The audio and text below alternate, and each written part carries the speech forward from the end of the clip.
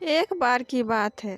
एक गांव में छोटा सा बच्चा राजू अपनी माँ के साथ रहता था। राजू बहुत ही बुद्धिमान था। उसे पढ़ाई लिखाई में मन नहीं लगता था। वह सिर्फ शिव की पूजा किया करता था। वह शिव का बहुत बड़ा भक्त था।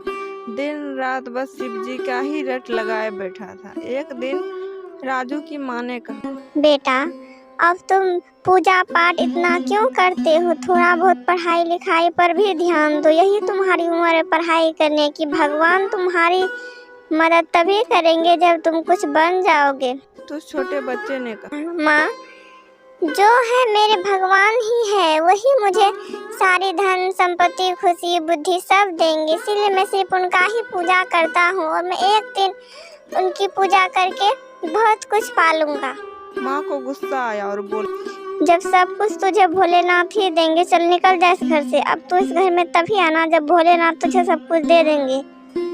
तो बच्चे राजू ने कहा, ठीक है माँ, मैं यह घर छोड़कर जा रहा हूँ। अब मैं यह घर तभी आऊँगा जब मैं भोलेनाथ का दर्शन कर लूँ और सारी अपनी दुख तकलीफ दूर कर दूँ। ऐसा कहकर राजू घर से निकल जाता है। उसे समझ न आया कि वह कहाँ जाए। वह जंगल के रास्ते जाने लगा। जंगल में काफी दूर निकल चुका था। आसपास कोई नहीं नजर आ रहे थे, लेकिन फिर भी वह चलता ही जा रहा था। तभी भोलेनाथ के मंदिर में भोलेनाथ प्रकट हुए और बोले, इस बच्चे की मदद मुझे करनी ही होगी, नहीं तो इसका विश्वास मुझसे टूट जाएगा। तभी वे उस बच्चे के सामने गए और बोले, बोलो बालक, मैं तुम्हारा शिव हूँ। तुम्हें क्या तकलीफ है, बोलो। तो उस छोटे बच्चे राजू ने कहा, नहीं, आप मेरे शिव जी नहीं हो, आप तो कोई तांत्रिक हो। तो शिव जी मजबूर होकर अपने असली रूप में आए और बोले, मैं तुम्हारी भक्ति भाव से प्रसन्न हुआ हूँ, लेकिन तुमने अपना घर छोड़कर गलत किया। बताओ, तुम यहाँ जंगल में क्या कर रहे हो? तुम्हें डर नहीं लगता है? और तुम्हें जो भी तकलीफ है तुम मुझे बताओ। मैं तुमसे बहुत खुश हूँ और मैं तुम्हारी सारी तकलीफ दूर कर दूंगा।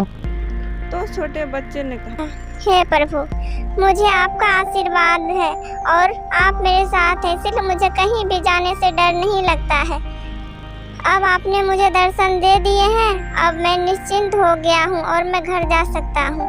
और मुझे अपने लिए और मेरी माँ के लिए बहुत सारे धन संपत्ति, हीरे जवाहरात, एक घर दे दीजिए, ताकि मैं अपनी माँ को बता सकूं कि मेरी पूजा पाठ करना व्यर्थ नहीं है।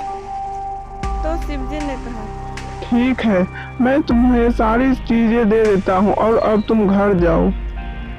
राजू घर के लिए वापस आता है तो वह देखता है कि अपनी झोपड़ी की जगह पे एक महल खड़ा है। तो वह उस महल के अंदर आता है और अपनी माँ से कहता है, माँ, देखा, मैंने शिव जी के दर्शन किए और शिव जी ने मुझे इतना सारा दिया। आप तो कभी विश्वास ही नहीं करती। अब बताओ माँ, अब आप क्या कहती हो?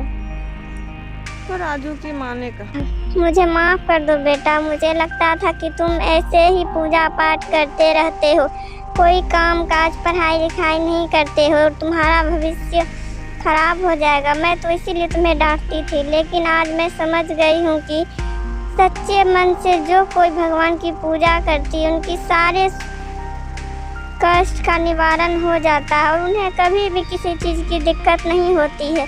मुझे माफ़ कर दो। अब मैं तुम्हारे साथ मिलकर ही शिव जी की पूजा करूँगी और तुम्हें कभी भी पूजा पाठ करने से नहीं रोकूंगी। तब से राजू और राजू की माँ दोनों मिलकर शिव जी की पूजा करने लगी और वे दोनों सुख संपत्ति से परिपूर्ण हो गए और शांतिपूर्वक रहने लगे।